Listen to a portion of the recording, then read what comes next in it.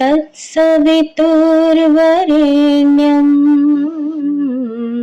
भर्गो देवस्य धीमहि धियो यो नः प्रचोदयात्। ॐ वन्दे भगवतीं देवीं श्रीरामञ्च जगद्गुरुं पादपद्मे तयोः श्रित्वा प्रणमामि मुहुर्मुहुः। आप सभी को प्रणाम। परम पूज्य गुरुदेव पंडित श्री राम शर्मा आचार्य जी के विचार प्रसार में आप सभी का स्वागत है। आज का शीर्षक है आध्यात्मिक व लौकिक उत्कर्ष का आधार है गायत्री। गायत्री जयंती गायत्री महामंत्र का युग शक्ति भगवती वेद माता का अवतरण दिवस है गायत्री जयंती। इसी गायत्री महामंत्र से युग शक्ति जगन माता गायत्री की कोख से गायत्री परिवार का अभ्युदय हुआ है। हम सब गायत्री माता के ही बेटे बेटियां हैं, उन्हीं की लाडली संतानें हैं हम सब।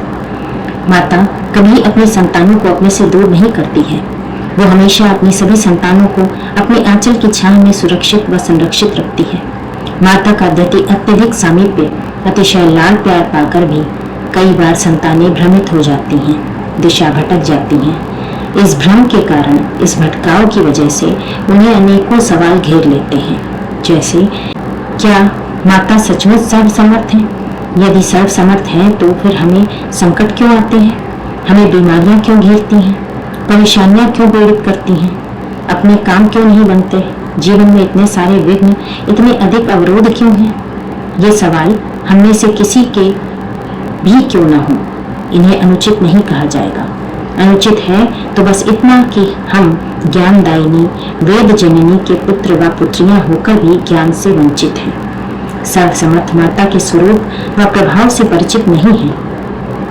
इसी के साथ जीवन के शाश्वत सिद्धांतों से भी हमारा अपरिचय है। इन सब की वजह यही है कि उन मायामयी की माया से हम भटक रहे हैं और उन तत्वमयी को तत्व से जानने की कोई कोशिश हमें से प्रायः अनेकों ने नहीं की। संभव है इसकी वजह हमारी अत्यधिक पीड़ाएं व परेशानियां हों। कारण जो कुछ भी हो, पर देर अब भी नहीं हुई है। हमें सत्य को जानकर सदाचरण करते हुए सत्पथ पर गमन करना चाहिए।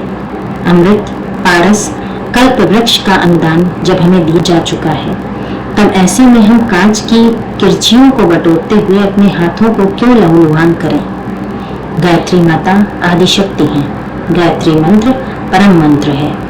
इस सत्य को स्वीकारते तो प्रायः सभी हैं, फिर भी भटकते रहते हैं। इस भटकन के कारण अनेक हैं। कुछ का कहना है कि गायत्री साधना ज्ञान, वैराग्य, मोक्ष की साधना है। इससे भला सांसारिक सफलताएं कैसे मिलेंगी? कुछ कहते हैं हमारी तो गृह दशाएं खराब हैं, गायत्री साधना करने से ये किस तरह से ठीक हो जाएंगी। इसी तरह के और भी अनेकों भ्रम हैं। जो भ्रमित हैं उन्हें निराज्ञानी भी नहीं कहा जा सकता, क्योंकि इनमें से अनेकों उच्च शिक्षित हैं और अनेकों का गायत्री परिवार से दशकों का पुराना नाता है, फिर भी वे भटक रहे हैं। शायद आदिशक्ति की महिमा ही कुछ ऐसी है, तभी तो इसके बारे में कहा गया है त्वमेव वैश्यश्च तथैवान्ये विवेकिनः मोयन्ते मोहिताश्च मोह में विनित नवापरि तामुपैहि महाराज शरणं परमेश्वरीं आराधिता सैव नृणां भोग स्वर्गाक वर्गदा। उन भगवती के द्वारा ही तुम ये वैश्य तथा अन्य विवेकी जन मोहित होते हैं, मोहित हुए हैं तथा आगे भी मोहित होते रहेंगे। हे महाराज, तुम उन्हीं परमेश्वरी की शरण में जाओ। आराधना करने पर वे ही मनुष्यों को भोग, स्वर्ग तथा मोक्ष प्रदान करती हैं। माता गायत्री की आराधना समाधान है सभी समस्याओं का। इस सरल सुपथ को छोड़कर तंत्र व तांत्रिकों में उलझना, किन्हीं चमत्कारी मंत्रों के चक्कर में घनचक्कर बने फिरना, टोना टोटका, जादूगरी, बाजीगरी के फेर में पड़ना भ्रम व भ्रांति के सिवा कुछ नहीं। इससे जीवन अनजाने अनचाहे घने अंधेरे में अपने आप ही बढ़ता जाता है। योग ऋषि परम पूज्य गुरुदेव ने हम सबको प्रकाश के परम स्रोत सूर्य की ओर बढ़ चलने के लिए गायत्री साधना का मार्ग बताया है, उसे त्याग कर हम अंधेरों में भटकते फिरें, ये कहाँ तक उचित है। इस संदर्भ में हमें स्वयं के जीवन का चिंतन का अपने द्वारा अपनाई जा रही साधना विधि का विश्लेषण करना है। विचार करना है कि हम कहीं गलत दिशा में तो नहीं जा रहे हैं। यदि ऐसा कुछ है तो इसे सुधारने में तनिक भी देर न लगाएं। इस प्रसंग में एक सच्ची घटना का उल्लेख करने का मन है। ये घटना अपने गायत्री परिवार के पुराने कार्यकर्ता उदयभान कुर्वे के जीवन की है। श्री कुर्वे तब के सेंट्रल प्रोविंस, जो बाद में मध्य प्रदेश के नाम से जाना गया, के रहने वाले थे। उनका निवास आदिवासी बहुल क्षेत्र था। ये क्षेत्र आज के छत्तीसगढ़ प्रदेश में आता है। उदयभान कुर्वे जी पेशे से शिक्षक थे। स्वाध्याय साधना में उनकी गहरी अभिरुचि थी।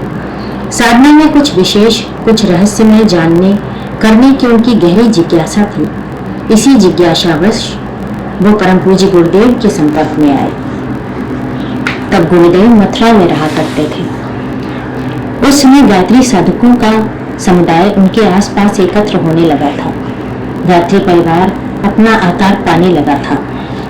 परम पूज्य गुरुदेव के संपर्क में आकर उन्होंने भी गायत्री साधना आरंभ की। इसके करते हुए उन्हें कुछ अनुभूतियां भी हुई।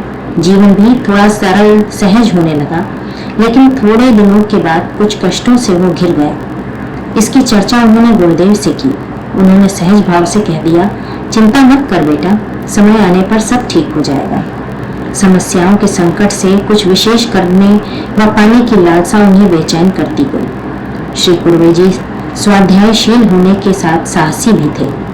उस समय उनकी अवस्था भी युवा थी। उन्होंने हिमालय जाने की ठान ली। अपनी लगन व साहस के बल पर वो हिमालय के दुर्गम क्षेत्र में पहुंच गए।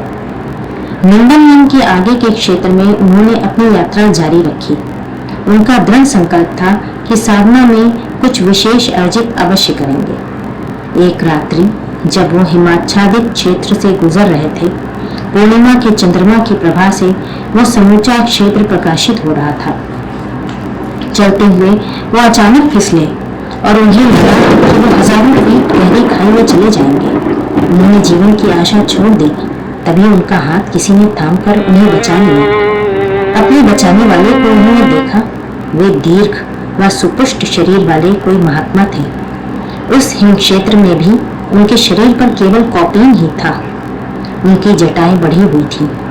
अकेले मुख ही नहीं, उनके समूचे शरीर पर एक अलौकिक तेज था।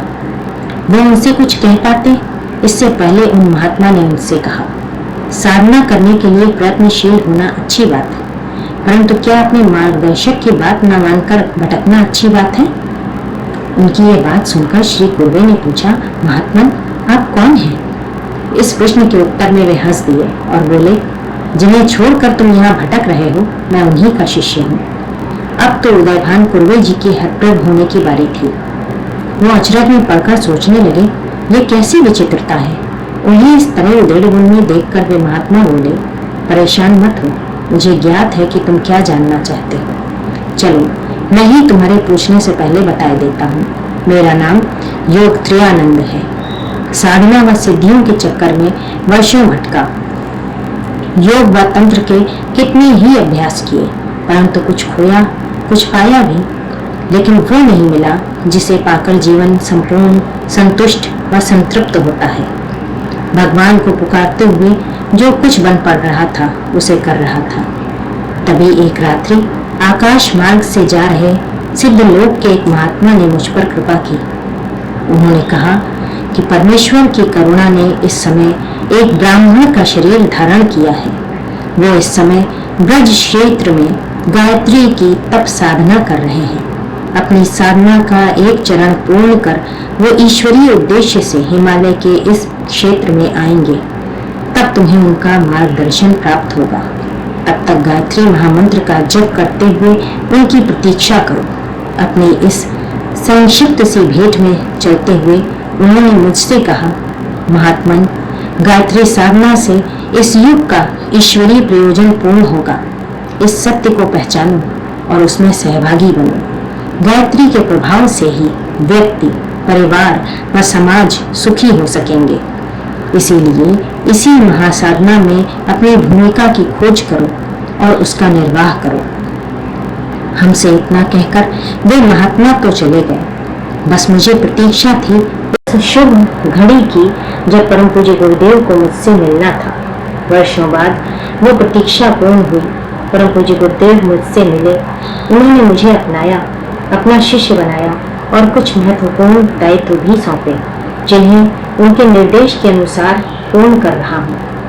उदयभान कुर्वे जी को तो यह सब जागृत स्वप्न की तरह लग रहा था। अपनी हैरानी पर नियंत्रण रखते हुए उन्होंने उनसे पूछा, क्या गायत्री साधना से आध्यात्मिक व लौकिक दोनों ही सफलताएं मिल जाती हैं?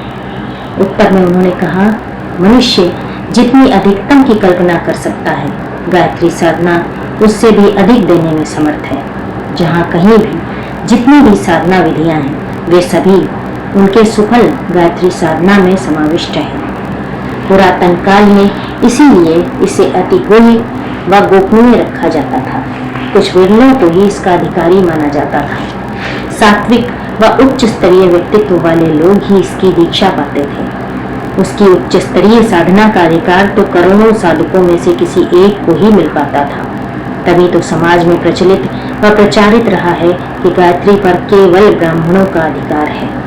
ब्राह्मण का अर्थ कोई जाति विशेष नहीं, बल्कि सतोगुणी, सद्गुण संपन्न, सदाचारी, विवेकशील व्यक्तित्व। यह तो ईश्वरीय उद्देश्य के कारण परम पूज्य गुरुदेव करुणापूर्ण होकर सबको गायत्री साधना का अधिकार प्रदान कर रहे हैं। ये तो लोगों पर निर्भर है कि वे उनकी उदारता को किस रूप में और कितना ग्रहण कर पाते हैं। उदयभान कुर्वे जी उनकी बातों पर विचार कर रहे थे। तभी उन महात्मा योग त्रियानंद जी ने उनसे कहा, ऐसा कोई संकट नहीं जिसे गायत्री साधना से दूर न किया जा सके।